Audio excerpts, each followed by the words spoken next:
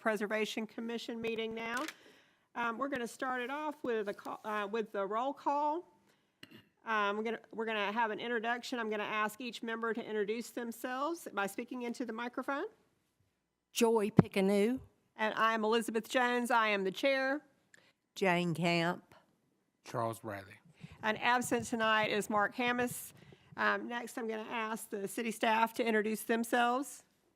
I'm Lexi Robinson. I'm the Historic Preservation Planner. Sorry, my brain. Laura Powell, City Clerk. Brad Callender, Planning and Zoning Director. Okay, next we're going to have the approval of the agenda. I'm going to ask if everyone has had a chance to review the agenda. Yes. Jane? Yes. Yes. Okay. Does anyone have any changes that they would like to make? Or No. no? Okay.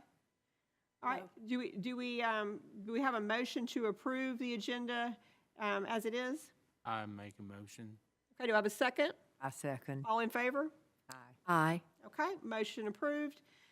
Next, we are going to have an approval of the minutes from the previous meeting, January 27th, 2026. I'm going to ask if everyone has had a chance to review those minutes and if they have any changes that they would want to make to those minutes. No.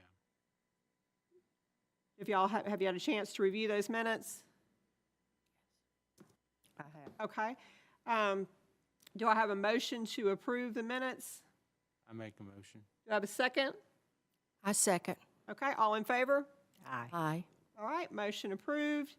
Next, we're going to move on to old business, and we do not have any, so we're going to move right on to new business.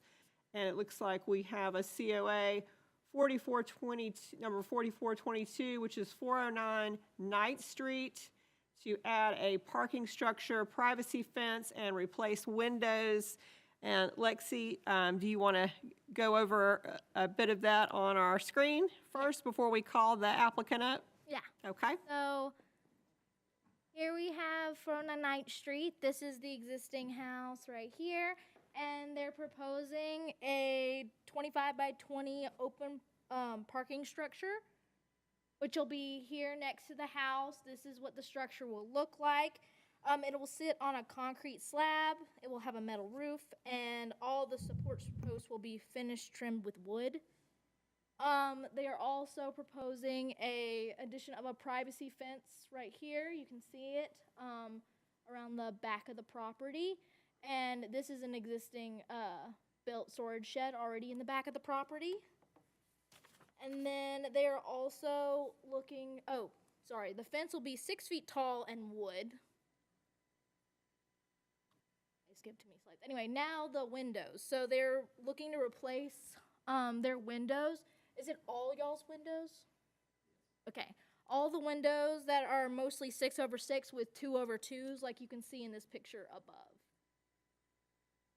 So based on the guidelines, we're looking at the garage and outbuildings, which they must complement the historic dwelling and through identical materials, mass, and scale. And the placement should be in the outbuildings behind the rear of the yard, and this is what they're proposing, so staff recommends approval.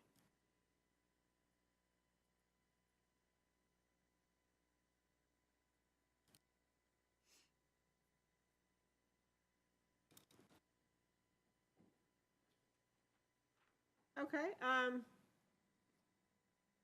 At this time, we're going to turn this over to the panel to discuss.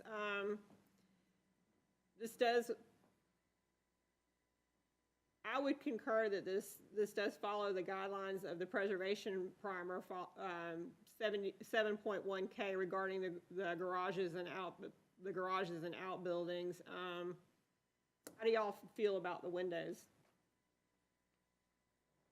Oh, I'm sorry, I didn't add that on here. The windows, from what I can tell, and the applicants can speak more to this, they all they're not historic. They are all later added modern day windows, which is why I also recommended approval. I'm sorry I didn't put that in the slide. But I would yes, concur with that. That's why I recommended approval. Staff recommended, excuse me.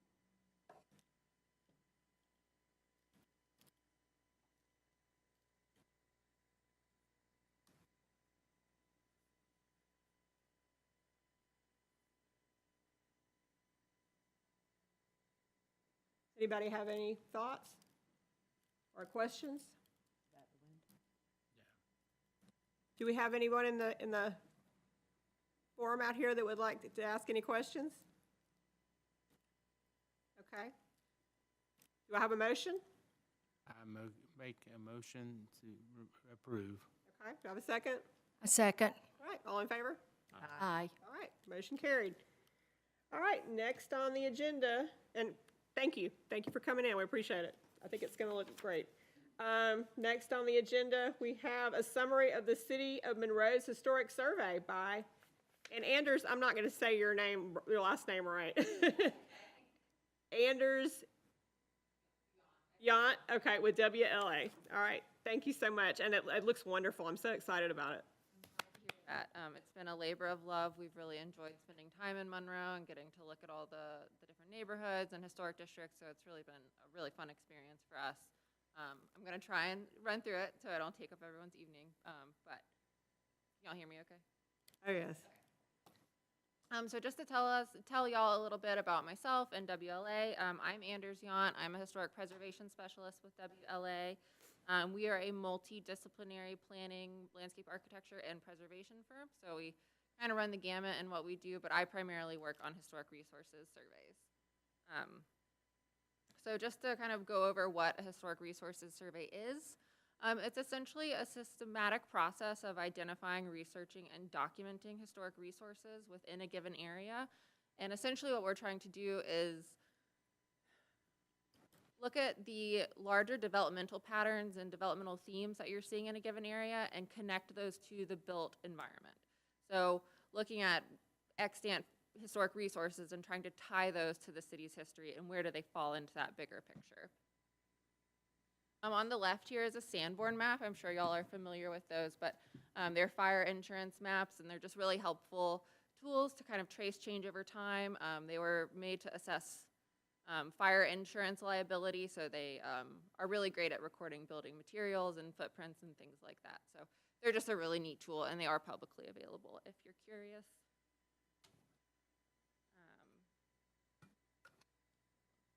So this is phase 4 of our survey in Monroe. So we have done, essentially, the city was divided into 4 quadrants. We started in 2002 over on the far left, and we are finishing up in 2026. So pretty exciting. If you piece all those maps together, you will make the municipal boundaries of Monroe. But the total resource count, not for this phase, but for all of the phases, was 2,160 historic resources that have now been recorded. So just the types of things that we document buildings, structures, cultural landscapes, natural features, and historic districts. So residential buildings, commercial buildings, institutional buildings, any kind of building. We also survey, significant landscapes. In this case, there were a couple cemeteries. So yeah, it just kind of depends on what's in the survey area. But we do survey everything that is 40 years or older. The threshold to be considered historic is 50 years, but by surveying to a 40-year deadline, the survey data will be valid for 10 years. Just to go over kind of the benefits of survey and how you can use this data. It's really just a way to make the information digestible and easy to navigate. If you're curious about a certain house, you can look up that address or that NARGIS ID, and it's just a really easy way to navigate through all of that information. You can also use it for community plan updates, zoning decisions, cultural tourism, potential designation. It really kind of depends on the community wants and needs at that moment, but it can be really helpful. So this is a question we get a lot, is do surveyed resources automatically become designated? No one is in danger of getting listed or delisted as a result of this project. That is a much longer, more intensive process that involves more intensive research and documentation. And for something to be listed on the National Register, there's coordination between local, state, and federal agencies. So it's a more involved process, and it takes a bit longer. But this is a great starting point for making those decisions moving forward. This is just kind of to go over our workflow, essentially. So we started with our survey prep. That's sort of we We look at tax assessor information, Sanborn maps, USGS quads. We kind of just try to gauge what's there. And then we move to our field survey. That's when we physically walk the streets. Y'all might have seen us in our vests and things. We basically just carry a map and a highlighter, and we walk every street and highlight it off. It's low tech, but very effective. And then we move on to our data entry, which is where we put everything into NARGIS, which is a statewide web-based database. And then we work on our developmental history and our architectural analysis, where we're really kind of, identifying those developmental patterns and tying them to the built environment. And then all of that information is compiled into a report, and then it is submitted to the SHPO, and there's a review process and a back and forth, and then it is completed. This is just a look at our standard documentation process. So we tend to do a minimum of 3 photographs. It's a front facade shot and then each oblique. It kind of depends on vegetation and topography. And we will take additional photographs as needed for notable architectural details or landscape features. So we will take detail shots as needed, but we do not go into private property, and we only capture what we can see from the public right-of-way. Just to give you an example of what we're looking at when we are looking at a historic resource, this is in Monroe, actually. I use this example in a lot of different municipalities, so a lot of people throughout the Southeast have seen this house in Monroe, which I think is pretty neat. So we're looking at this house and trying to figure out essentially what things are original and what things have been changed. So like, this has its original windows, it has its original siding, it's got its decorative porch brackets, its vent in the front gable. So a lot of the historic fabric is intact. One of the main changes is that it's been converted to a commercial use. So those are the kinds of things that we would be documenting and recording in NARGIS. Here's another example. This is also in Monroe. This is near the Monroe Cotton Mill. So this is a 2-door saddlebag. It does have some changes. It's got replacement vinyl siding and replacement mid-century metal porch supports, but there's also a lot of great historic fabric there. It's got its central brick chimney still. A lot of saddlebags lose their chimneys over time as people renovate and things like that. So the fact that it still has its chimney is awesome. It also still has its 2 original front doors. A lot of the time saddlebags, one of the doors will get enclosed. So it's great that it still has those. And it's, I believe, the original doors. So, those are just the kind of details that we're trying to record as we look at all the houses. This is just to kind of give you an overview of what NARGIS is and how NARGIS works. So it is a statewide web-based repository for all survey data. So what you're seeing on the right there is the map of Monroe, and each of those blue dots is a historic resource with a corresponding entry. And so in that entry, that's where we record address, coordinates, historic use, current use, architectural description, building type, building style. If we know the architect or builder, we'll put it in there. That's rare, but it does happen. And the photographs as well. So all of that information has been put into NARGIS. And I don't know how much of it is publicly available, but I feel like for city staff, there is, y'all can access the back end of the website. So that is all there online. This is just kind of to go over what's in a survey report in the final product. So you've got your boilerplate information, a summary of previous preservation activity, which for Monroe is a pretty robust section actually compared to other cities. And then the developmental history, the survey methodology, the survey results, and our architectural analysis. And then we make a series of recommendations for future preservation activity. And then our appendices, which are our survey map and the tabular data. So this is to show you what the tabular data looks like. It's not exciting, it's just a spreadsheet. This is available through the report, and it is also downloadable through NARGIS. But what's helpful about this information is that it is easily transferable to GIS. So you can use it in mapping and in city data, which I think is really helpful. And once we're done with it, it's y'all's to do with what you want. So you can build on the survey data as you go if you want to. It's really up to y'all. But not exciting, but very helpful. So this is our survey map that we created as a result of this project. And I just want to go over some key findings with y'all really quick. So unlike some of the other survey areas, there weren't any major commercial through streets. There's some on Alcovey, but not a ton. So 94% of the resources in this area were residential buildings. And of those, there were 157 ranch houses, 118 pyramid cottages, 31 bungalows, and 24 American small houses. And those are the 4 most well-represented house types within the area. By no means the only represented house types. But they do kind of represent some larger developmental trends. So the pyramid cottages specifically are tied to the cotton mills and the mill villages. So there's a huge concentration of pyramid cottages south of the Walton cotton mill.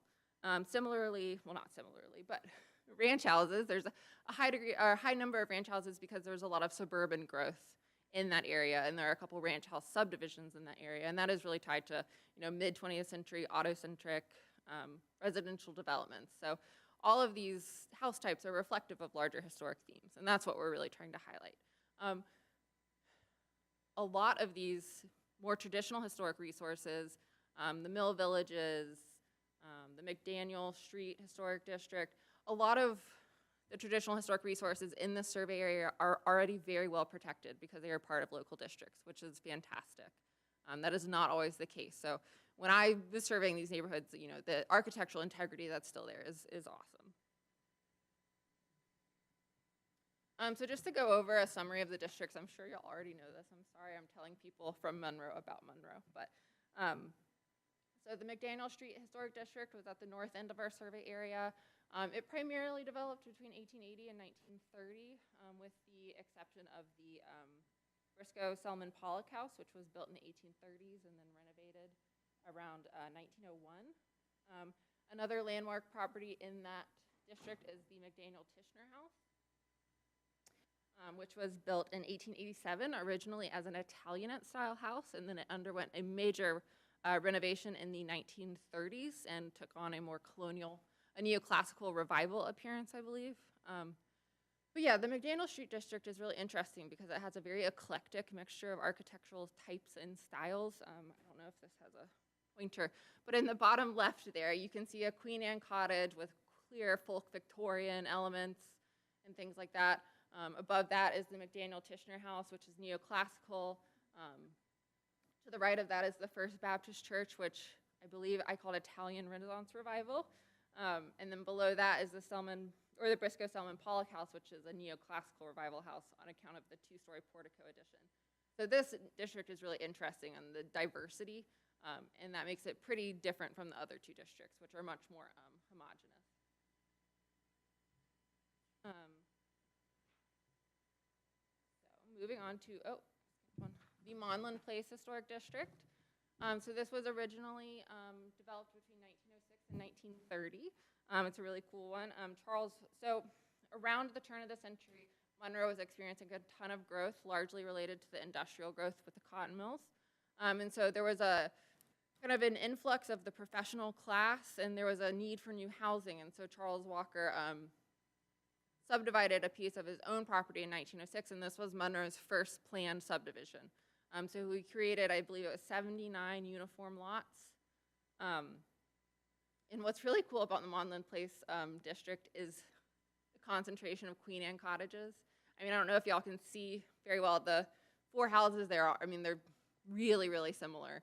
And so it really gives that district a very unique and distinct appearance. And those houses are primarily from, I'd say, 1906 to 1950, 1920. And then after that, you start to see an influx of more bungalows and cottages and things like that. But that's just a really neat historic district. Next up is the Monroe and Walton Mills Historic District. So we really only covered the Walton Mills Mill Village in this survey. The Monroe Mill Village was in phase 1, I believe. So yeah, as I mentioned earlier, just a really high concentration of pyramid cottages, which is one of my favorite house types. They're not a standard pyramid cottage too, which is interesting. They're a variation with that front porch. So just really neat. And these were, pyramid cottages were a really common type of workforce housing in urban areas. There are also a couple shotgun houses and saddlebags in that area. Sanborn maps indicate that, I believe, it was on 2nd Street, and none of these houses are still there, but I believe that was a higher concentration of saddlebags and shotguns that have since been lost. But what's there now is primarily pyramid cottages, but just a really outstanding district. I really loved that one. Super fun to walk through. So now I kind of want to move forward and talk about historic resources that at the time of the last survey in 1987 weren't considered historic yet. They hadn't really reached that threshold to be considered historic. And one of those is the American Small House. So the American Small House is it depends on who you ask. Some people call it the American Small House, some people call it the FHA house, some people call it a minimal traditional cottage, kind of just depends on where you are. But it was essentially a byproduct of the Great Depression and New Deal programs to promote affordable housing. And the Federal Housing Administration essentially started publishing plan books to promote construction throughout the United States and the housing shortage. And then this carried on to the post-war era, and a lot of veterans using their GI Bill benefits bought these as starter homes. And they were really common in like large-scale tract developments. But they have a very distinctive form, which I'll show you here. So on the left here is a plan published in a plan book in Ohio. And on the right here are two American Small Houses that are in the Monland Place Historic District. And I just think it's really neat, the continuity between the two. Just so very clearly related, even though they're geographically far apart. And I would imagine these were built in the Monland Place Historic District as later infill. You see these sometimes in subdivision developments, and then you also see them in more traditionally historic neighborhoods as instances of infill, whether it's a small lot or a house that's been lost. But I just thought that was really neat. Next up is the ranch house, which I'm sure, again, everyone's very familiar with ranch houses. I mean, they're quite ubiquitous throughout the country. But so they were born out of a vernacular house type that emerged in California. It was kind of a mixture of Spanish and Mexican architecture, and it slowly made its way across the country. And by the 1950s, it was the house type, essentially. Large-scale subdivisions throughout the country were building ranch houses. Again, these were often purchased as starter homes using GI Bill benefits, especially beginning in the 1950s and 60s. You really start to see ranch houses dominate, I guess. There are a couple other mid-century house types that are common in ranch house neighborhoods: split levels, split foyers, and then the mid-20th century two-story is one you'll also see. But what's interesting about American Small Houses and ranch houses is that while the form is very consistent, you will see a lot of stylistic variation. So you can see them with colonial revival elements, contemporary elements. There's a lot of variety in terms of style, a lot of uniformity in terms of form. So that's just an interesting dynamic. This is the Pollock subdivision. So here are two historic aerials, one from 1955 and one from 1971. So this subdivision developed on the, I believe, the former estate of the Briscoe Selman Pollock house. And this neighborhood has many characteristics typical of a mid-century suburban development. The curvilinear street pattern, the uniform lot size, the setbacks, the trees. There's a lot there. And I think the buildings in this neighborhood have retained a high degree of architectural integrity, and the neighborhood itself has retained its integrity. So again, no one is in danger of being listed. But if the community did want to see a historic district created, I think this would be a good candidate as a ranch house neighborhood. Not everyone's super excited for ranch houses to be historic, but they are important. So, but again, that's only if the community wants or needs that. There are a couple other examples. Oh, and here are two houses from the Pollock neighborhood, and on the left is a plan book published in Tennessee. So again, just to show you the continuity geographically across the United States of these houses, which I just think is really neat. Here's another example. This is the Morningside subdivision, and then later the Kingsbridge subdivision, which the west end of that was expanded throughout the 80s and 90s. These are both great neighborhoods. I don't know that they have as much integrity or significance as the Pollock subdivision to qualify as districts, but again, that's up to the community. And then I didn't really have a ton in the way of recommendations because a lot of the traditional resources in this area are already very well protected by the historic districts. But I did want to bring attention to the Zion Hill Cemetery, which I'm sure y'all are familiar with because Elizabeth Jones has been championing that cause for a long time. This is a historic African-American cemetery on the north side of Alcovey Street that was abandoned for a really long time. And there are several significant people that are buried there. It is a significant resource to the history of the Black community in Monroe. There is a lot of history in that place, and it is currently not in any of the historic districts, so it is unprotected. Listing it on the National Register would be a great step. It would open the site up to new avenues of federal grant funding and things like that. And then locally designating the site would also be really beneficial because it would afford more protections via the design review board and things like that. So, you know, this site deserves protection in my opinion. That would be one of the big recommendations I would make for things within this area that are not within a district. So that about covers it. Any questions or comments? So, Monland Place is already in the historic district. It is. It's its own district. Okay, I Yeah. thought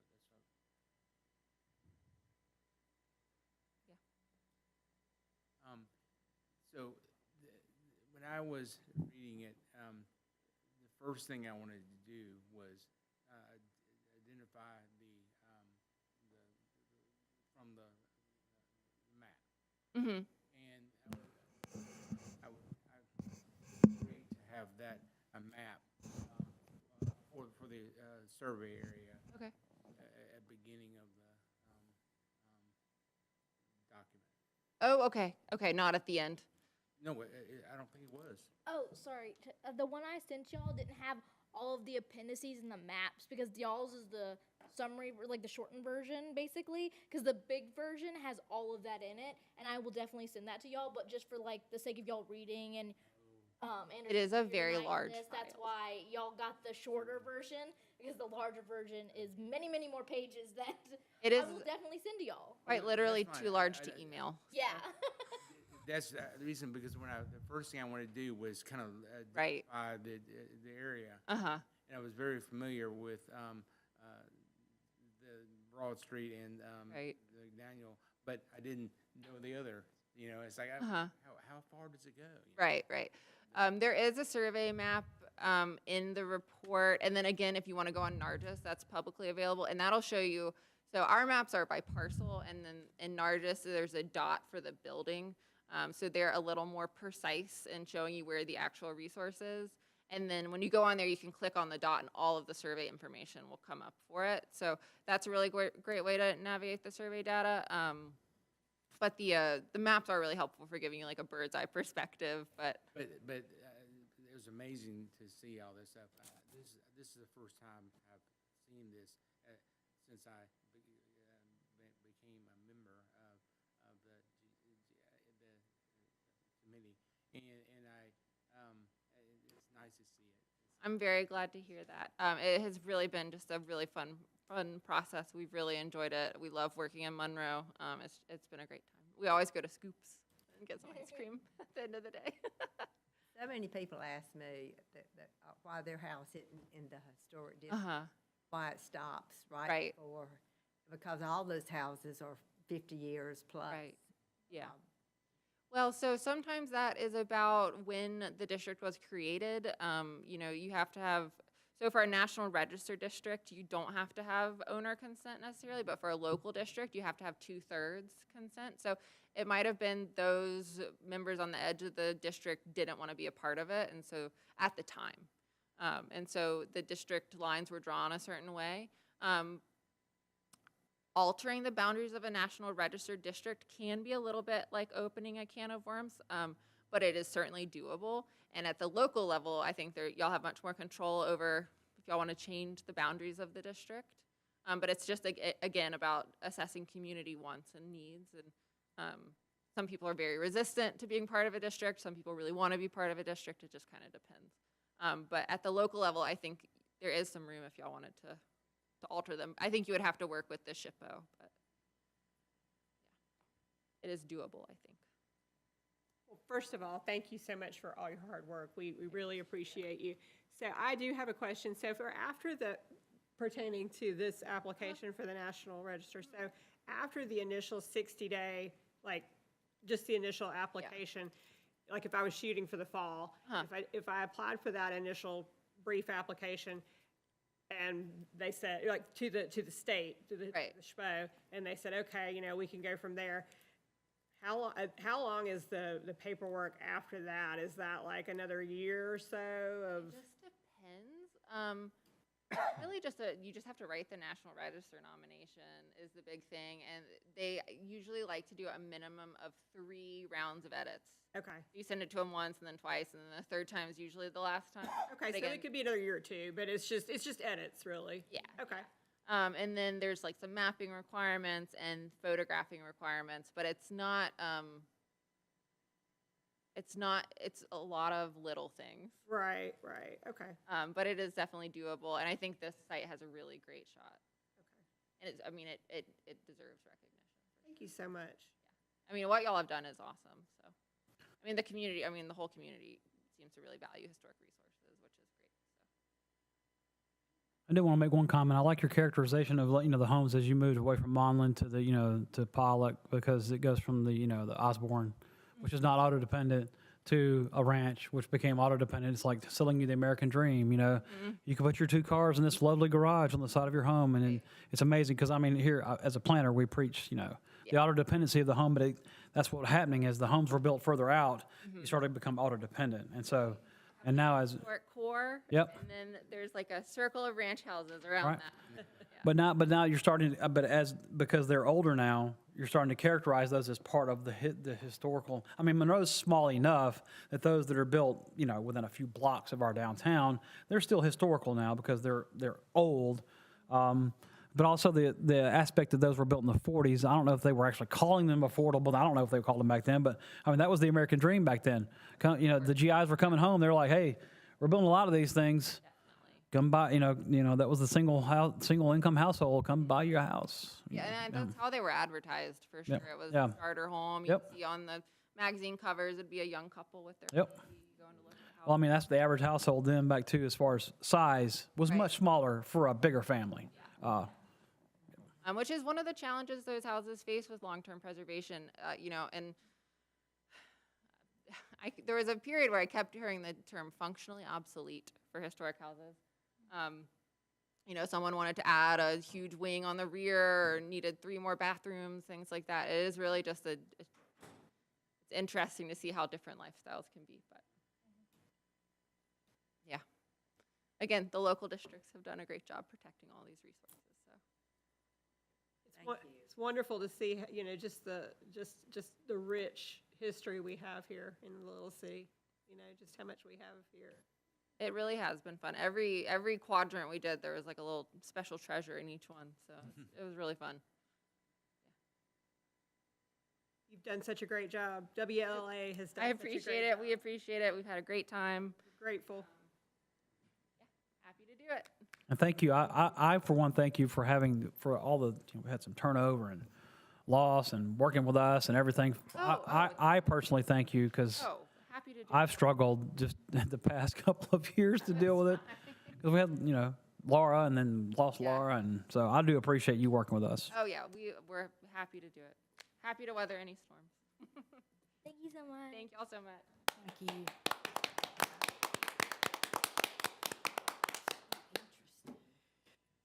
Well, I guess next on the agenda, we have, or I guess we've done our questions. So next on the agenda, we have our adjournment?